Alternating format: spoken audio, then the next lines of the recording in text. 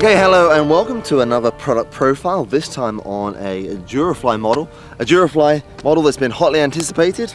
It is, of course, the Durafly P-40. I've got one down here on the floor with me. Now, what we're going to do is just, I'm going to talk you through the flying of the model, a little bit of the history and a little bit about the features, and then we'll take it back to the studio. I'll talk you through the unboxing, the assembly, and most importantly, actually, for me, the decal application. These are vinyl type decals and some concentration is needed to get a good finish. So let's get back to that later, but right now let's get on with the flight. So I am going to taxi out now. This is on grass. Now with this you want to hold in full up elevator with the rates off just to keep that tail down. Now remember, this P-40 has twist and turn retracts. These are 100-degree retracts, so it means ground handling should be that much better for you, and what you should not see is nosing over and the like. I've also got the bomb on there. That will create quite a bit of drag, so as soon as you're up and you're at a safe height, you want to come around again and drop that, which is exactly what I will do. Alright, taking off. Slowly increase the power, let the tail lift and hold it back and shoot away. Gears up. And keep my height, keep some power on. It's quite blustery up above the tree line there. I'm going to ease off the power. The great thing about the 4S setup, and the reason that I favor it over the 3S setup, is that you can actually cruise around really nicely at just half throttle, which means you're actually getting longer flight times on the same capacity pack. So I can come around and do the bomb drop now. Ready for the bomb drop? Yeah. 6. There she goes. And that instantly cleans up the airframe. See if I can bring it around. We can do a low pass left to right. Runway's clear.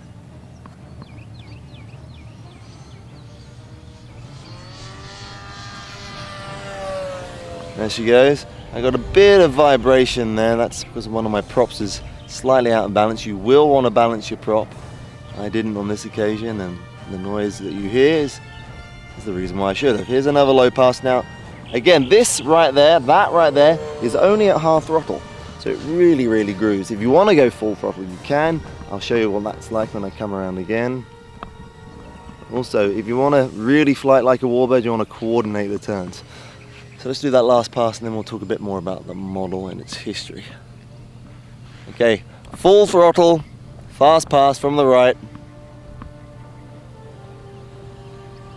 Now that is wide open. That's stupid fast, stupid fast. Now the P-40N, the one that you're seeing here, is in the shark, sorry, not a shark mouth. It's in the skull mouth scheme. Now this is or bonehead or skullhead, whatever you want to call it. Now this is actually a CBI scheme, a Chinese Burma Indochina scheme, as opposed to the ETO, the European Theatre Offensive, which is the war in Europe. This is a Pacific scheme, more specifically. And it's probably one of the most striking schemes, but it's also the most difficult to apply. And again, we'll talk about the decals when we come into the studio in just a second. Now again, I'm just cruising at half throttle. I'm going to bring it down and try and do a really nice pass straight at us. Again, only at half throttle because I really don't think it needs it. It's there if you want it. There we go. Looking everything like the P-40 on a strafe run. Now this is the P-40N. It's one of the penultimate marks of the P-40. Many people say it was the best of the P-40, and I believe it was the one produced in the greatest numbers. Guys, please correct me if I'm wrong, but I believe that's the case. Now, as to the outline of the model, the only thing we've increased really from scale is the size of the vertical fin. Some of you scale purists might get annoyed at us at that, but it's a better flying model because of it. I'm going to come down now, do a half loop, round for a nice pass. A little bit of farnborough on there, see the wing and the star and bars on the wingtip. Very, very nice. Let's do some basic aerobatics after this pass. Okay, nice wing over pass. There we go. Lovely jubbly. The graphics really showing off lovely there. I'm going to try and do a stall turn up the top here. I put my dual rates off. It's a bit messy, that one, but I'll come around. I'm going to bring it around into wind, do a loop.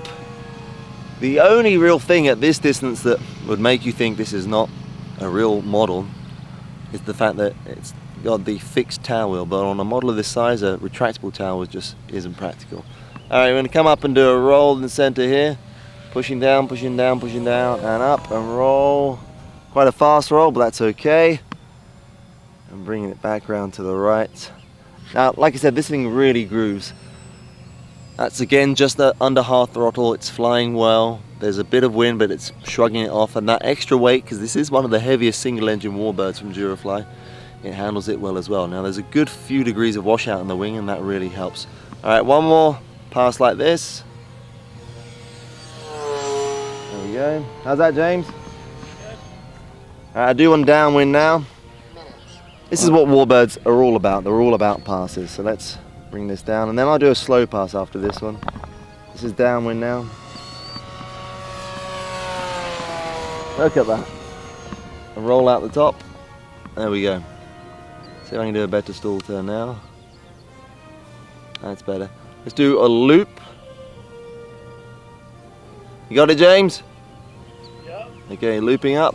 You can see it's got plenty of power. You can do the loops as big as you want, and that's again, for me, one of the benefits of 4S. You've got that power on tap should you need it. And again, that's just at half throttle there. Alright, I'm going to take it around and do a slow pass. I'm going to throttle that down, bring the gear down in a second when we come into wind, because I like to show that off to you guys. I'm going to do one stage of flaps. I do like to set the flaps on 3 stages. And 1 minute. there you go, that's 1 minute timer. I can honestly go over that. Now the wind is pushing me around a bit, but it looks very scout to me right there. A little bit fast, that's okay. Gears up, flaps up, and we're away again. I'm going to do one more pass here and see if I can get this in for a landing, and what I should hopefully be able to show you. Not that I'm worried about the model, I'm just worried about my skill set. Is a nice smooth landing.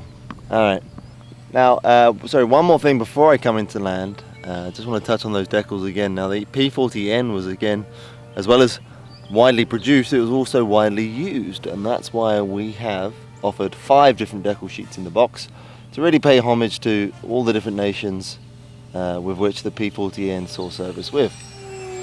Plus the fact, in my mind, the P-40N is the best looking out of the entire P-40 range. Okay. Now, of course, if you're feeling a bit more adventurous, you needn't use any of the decals provided at all. You can, of course, use this as a blank canvas and go crazy with it yourself. I'm going to come into land now. Right, gear goes down. I'm going to use one stage of flaps because there's a bit of wind. See if I can pull off a nice landing here. Okay, bit of power, flare. That's not too shabby. Put the flaps up. There is the Durafly P-40N. That has been the product profile flying section. Now I'm going to take you guys back to the studio and we'll talk about this thing, how it goes together, and how to apply those 5 sets of decals. So, without further ado, let's open up the P-40N. Actually, before we do that, let's quickly touch on the spec again. You would have seen on the website, I'm sure, and on the daily. This is 1100mm wingspan. It has a 35, 36, 900 kV brushless outrunner. This, unlike other Durafly 1100mm models, is for both 3S and 4S. So you want a high C 2200 3S, or you want a medium to low C, like a 25 to 30C 4S 2200. The reason being, both of those packs are equivalent weights because of the different C ratings, but we like to give you choices. If you want to fly like a real warbird, then the 2200 3S will be enough. However, if you want a little bit more, and I'm sure many of you do, and I know I do, a 4S 2200 25 to 30C is actually the ticket. So without further ado, let's open the box and we'll see exactly what's inside.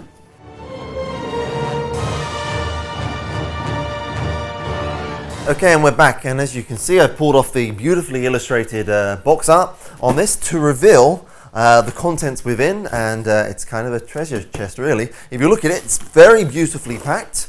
We've tried our hardest to make this one the best packed Durafly yet.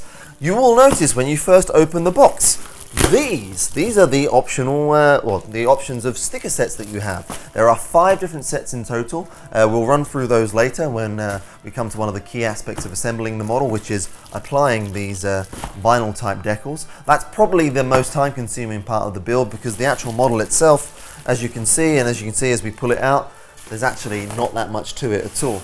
Before you start, as we're talking about levels of completion, this is plug and fly. I want to bring your attention to a few other things that you will need to complete this model.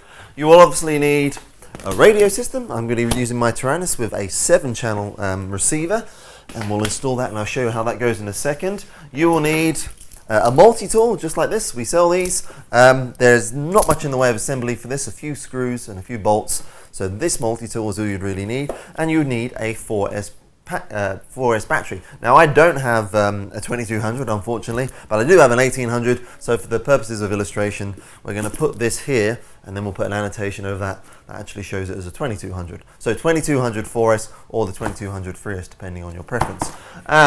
Then the final thing, then you may find this a little strange, covering iron. You will need a covering iron. It's not absolutely essential, but you will need it if you want to get the best possible application of these decals.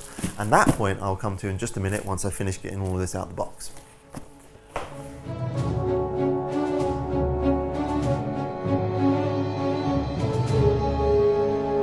So there we go, that is the P-40 out of its beautiful box and onto the table. Taking off all the protective bagging and plasticking and everything else, you can see it was very well packed, and that has worked extremely well. There's no damage to the model, as you can see, but you can also see just how beautifully finished it is.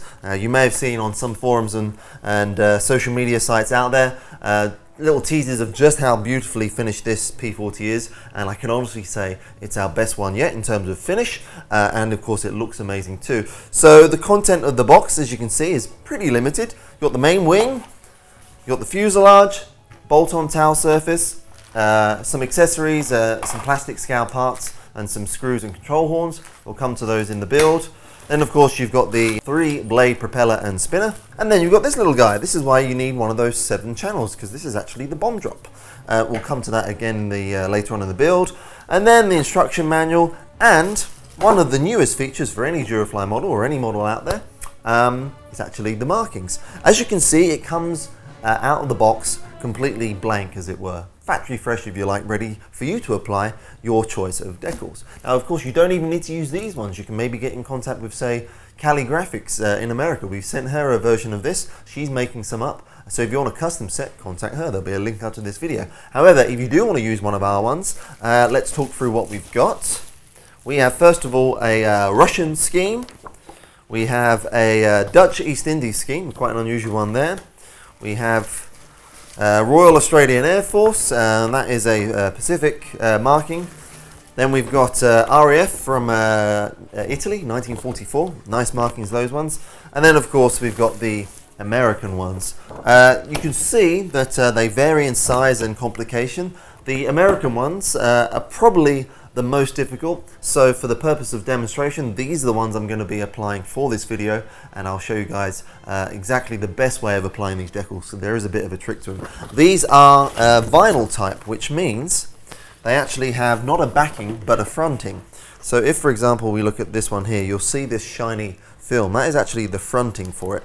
And the idea is, with this, I take that border off, try not to get it stuck to you like I just have. That part doesn't matter, that can go on the floor. The idea is with these is that you have to rub the fronting just to get the decal to adhere to the back of the fronting, if you see what I mean. Maybe if you don't, I can demonstrate to you. So you peel it off like this, and you can see the decal is actually adhered to this fronting. Now the idea is that you take that decal, and you'll notice that it is die cut, and let's find another bit of foam. You would then, we'll use this glider because I don't want to use the model just yet, you would then just rub it on like so, being careful to push out all air bubbles. There we go, and I'll just put that around there. And the idea is that you then pull this backing up at an angle. That is crucial. And there we go, your decal's applied. Now there might be a few air bubbles, and we'll come to that again when I do it on the model itself. If there is, just take a small scalpel or Stanley knife and just prick out those holes. Sorry for the noise. And then the final bit, just to seal these, is the use of the covering iron. So the whole aspect of applying the decals, we will cover now in the next part of the build. And now, I will say this is the most crucial and time-consuming part. Let me put these down on the floor. So, as it is listed in the manual, you will want to do two things before you start. First of all, you'll note at the very beginning of the assembly, we do recommend that you actually go ahead and apply the decals before you start assembling. That is very, very important. Well, it's not so important, but what it actually means is it's a lot more convenient to then assemble the model once the decals are already applied, because you've got all the parts individually before you start assembly. So that's the first bit you should do, and it's highly recommended that you should do before you start assembly. The next bit I will just demonstrate is you will need to just loosen up the surfaces. We've reinforced these foam hinges on every control surface with some glue before painting, and you can see, you'll see that it's actually quite stiff. So in order not to strain the servo, just be sure to grab the wing and gently flex all control surfaces back and forth. Again, that's outlined in the manual. So let's apply the decals, then we'll talk a bit more about the model itself. You will need a covering iron such as this with a sock on. If you don't have a covering iron, a simple domestic iron on low heat and dry will be fine.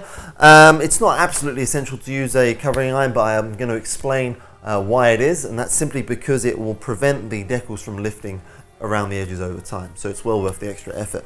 Other than that, you'll just need the decals, of course. You'll need a pair of scissors, not to cut them out, but actually to cut a piece of cloth, and I'll explain why. Herman, can you just come forward? You need an old t-shirt at this point. Our cameraman's just going to come forward and step to the side so he can help us with this. All right, you got it? So obviously you might not need to do this, but I don't have a t-shirt that's whole. I've only got this sample here, so we'll cut that off. Now, thank you. All right, I'm going to go back into position. Now you might be asking why I need a t-shirt. That's part of the application process. It's basically about making sure you rub down the decals nicely after they're applied. So without further ado, let's commence. You will notice at the back of the manual there are very nice sticker guides and illustrations for every single scheme that we've provided. Gives you a nice profile of the model itself, and then of course of the schemes and how to apply them. I think that's the last one. Oh, there's the Australian one, and the ones for the propeller as well. That's the other thing of note. You will notice that the American sticker set is actually bigger than all the others. It is by design, but also because these little scowl markings that you see along the bottom, these stencils if you like, they can be applied to every single one of the models. So if you don't use the American scheme, don't throw away this sheet, because it's got all these little scowl stencil markings for the plane, and then for, we look on this back page, for the propeller as well. Now all of those stencils and where they are applied are profiled or illustrated in the first one, the American scheme. But as I said, those stencils you can apply for any of the schemes. They all work the same. So let's get on with this. This is the American scheme. It's the most complicated and most time consuming, but the results are there because it's actually one of the most stunning schemes in the box. So first thing to do, well, first of all, before I pick up the iron, you will notice that I've put just a piece of foam underneath the model. That's purely just to protect the model on the bench. Also, you have got a hot iron near a foam model. Try not to let those two interact too much. That could be a bit ugly. So if we look here, I'm going to first of all start by peeling off the fronting, as I said. Let's get a good bit here. Now you'll notice that the skull, actually, as illustrated in the manual, is in 4 parts, simply because of the curve here. It was very difficult, we found, to try and do that as one decal set. So there was actually 4 stages for the skull, and we'll look at that right now. It's very simple to apply, but do take your time, as we suggest in the manual. So the first part that you need to put on, as it says there, is number 1.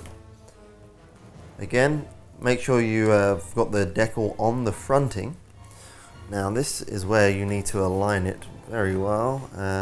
I'm going to have to do this with the back to you guys because it's easier for me, but I think if B-Cam here can come forward, I'm going to, oh, don't do that. There we go. Got to be careful when handling these decals. So, essentially what you're looking to do is align it as you see on the illustration there. You can also refer to the box art because there's pictures on there. Now, a key point of interest, the red of the eye actually aligns with the exhaust stack there, so that will be your guide. So align it to the edge of the cowl, the plastic cowl at the front, and then you just want to work every single crease out, and then keep stretching it. See as I'm pulling here, keep stretching it and follow along the trailing edge of that plastic cowl. And you will have to pull it a little bit just so it keeps on there, because this is a curve, remember. I think we can still see that on the B-Cam. So now, before I push it down at the front, I'm actually just going to push it down hard at the back, and this is where that t-shirt or cloth material that I mentioned comes in handy. Push it down at the back, and the reason I'm only doing it at the back is because I need to lift the fronting off to enable the decal to curve around this opening here, or over on the back there, this opening here. Okay, so lifting off. As you lift off, you want to pull away. Can you see how I'm pulling? I'm not pulling up, I'm pulling away. And then as I do that, I'm just rubbing as I go. There we go. Rubbing as I go. As I said, this is the most time-consuming part of the build, and it's not actually the build at all, but it's actually quite enjoyable and very rewarding. So put that there. Now, with my cloth, I'm going to fold it over so I've got a nice soft pattern. I'm just going to now work this forward, pushing the crease out. Work that down to get out any bubbles, pushing forward. It will conform very, very well, and I'll keep pushing. And you can see here, even though it was lifted, I was actually able to get that to tack down very well indeed. And then I'll come down here and do the final piece there.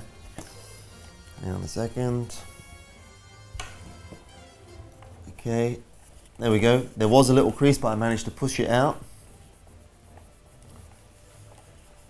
Okay, keep rubbing like that. And that is essentially that. Now, you'll want to do this for on the foam parts as well, but also on the plastic. Just set the heat to anywhere between, I think you can see there, anywhere between medium and low. That should be just enough heat. And with a sock on as well. If you don't have a sock, just wrap that same cloth around the head. And now, just very gently, just check the surface to make sure there is some heat going. And you just warm the decal, as you can see there. And that just activates the glue on the backing of the decal, just to get it nice and permanently permanently fixing there. I know you can see the top of my head a lot, but I'm sure the B-Cam is picking this up nicely. And then that really seals the decal down nicely. Again, you can do this with a domestic iron if you don't have a covering iron. Covering iron is obviously a lot easier. Right, that was the first stage. I said the American ones were the most complicated, no surprise there, but very much worth it. So I'll now continue with the rest of the decal, and we'll do that in time lapse, and then we'll continue with the rest of the fuselage.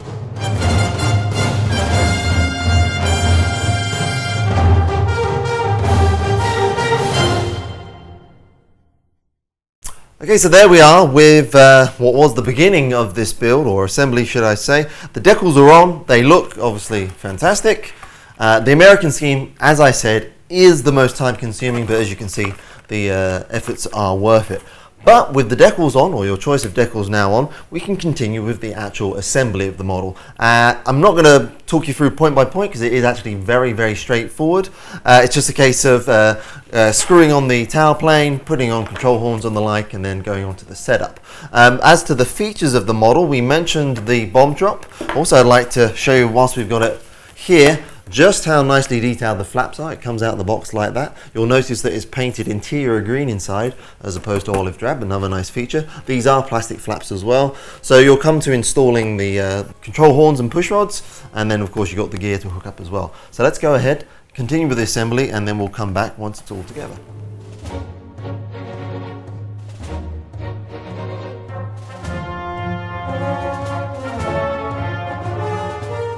we've got all of the control horns on now. That's the first assembly step, and the next thing to do is actually, as you can see in the manual, is to fit the tail plane. Now this is screw on, so what you do, if I hold this up, and I'll tell you why I'm showing you this right now, because if you push those in, they go in like so. That's the tail plane on there. Optional extra, if you wish, this is bolt on, but if you're wishing to have a more permanent fixture, it's recommended you just use a little bit of glue up the underside of this vertical tail, and maybe a little bit in the joint as well, and then that will be a good permanent bond.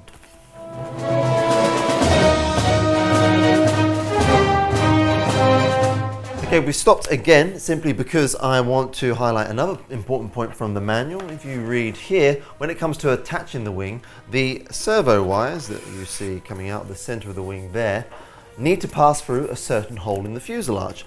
That hole is the third hole from the back of the plywood tray here. So 1, 2, 3, that is this hole here, if you excuse my finger. These cables, which are nicely taped down, need to keep bundled together, and they need to pass through that third hole when you come to attach the wing. Otherwise, the servo wires will foul the wing and the wing will not attach properly.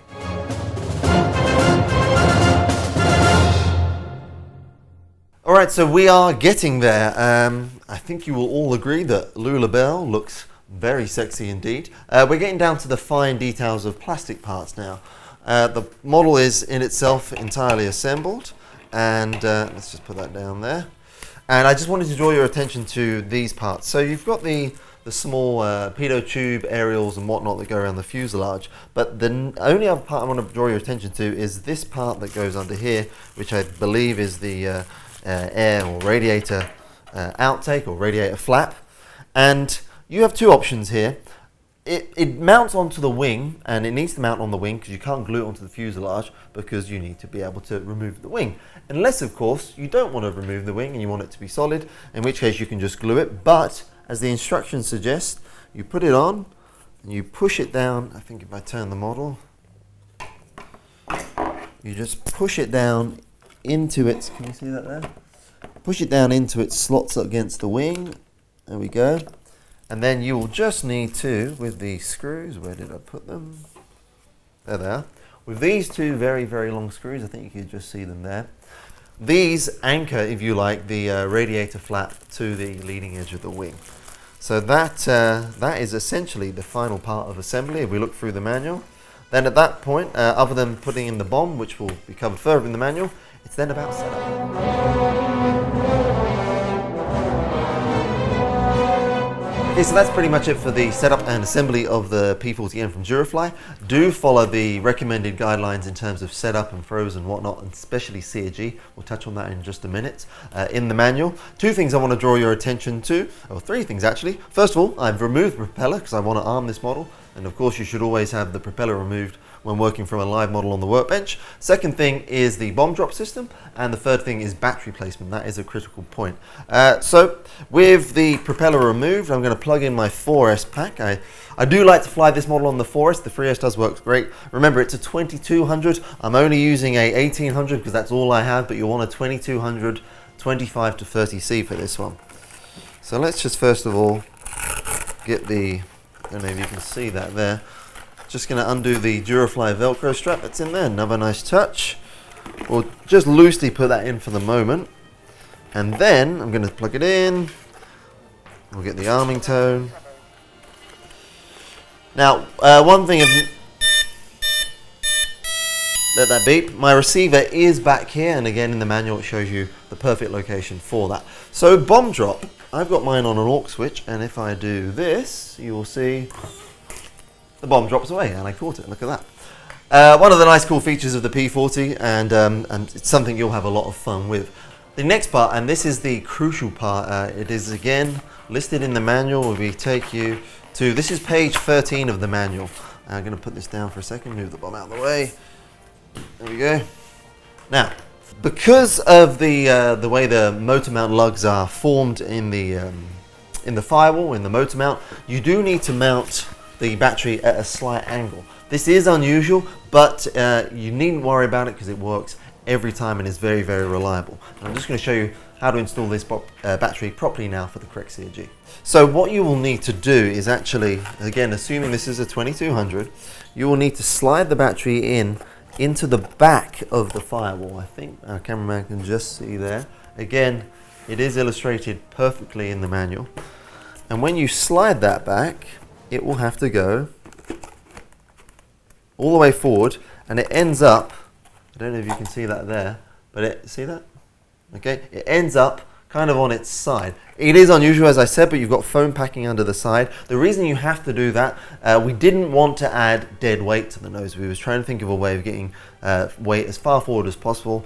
And although this seems a little unusual, it works every time. So with the battery at an angle, you then hold over the Velcro strap, pull that on tight, and that battery is rock solid. That is not going anywhere. Also, one other thing to help the CG, you've got this speed controller underneath here. What you'll want to do is pull that as far forward as possible, making sure that the cables are, of course, not getting in the way of the motor. And with that, essentially, is pretty much done. You will, of course, want to put the propeller and spinner back on. One other thing I want to highlight whilst we've got the model here are a few of the features. So spec again, just so you're sure, it's 1100mm. It flies on a 3S or 4S 2200 depending on the C rating. Now, one of the other key aspects of this I like, other than the very cool and very nice looking split flaps, there we go, is the undercarriage itself. You can see the undercarriage here. Now if I hold it to the side, you can probably see that this is in fact not a 90-degree set. This is in fact a 100-degree twist and turn metal trunnion retract. So what that means, when you're on the ground, that you will in essence avoid the very common thing of the P-40 nosing over after landing because of that extra 5 degrees. And if I hold the model upside down, you can see just, let's do the flaps again, you can just see just how cleanly these retract. Every time the gear door shuts, every time the gear goes back into the wheel well, it's very reliable and it looks very cool. And that, ladies and gentlemen, I'll just put that back on the front there so it looks pretty. There we go. Essentially is the Durafly P-40N. I hope you've enjoyed the product profile. I hope you enjoyed the model. In fact, I know you will because it is stunning. And I'm very much looking forward to seeing your pictures and your reports of flying the new P-40N from Durafly. So now on with the fly.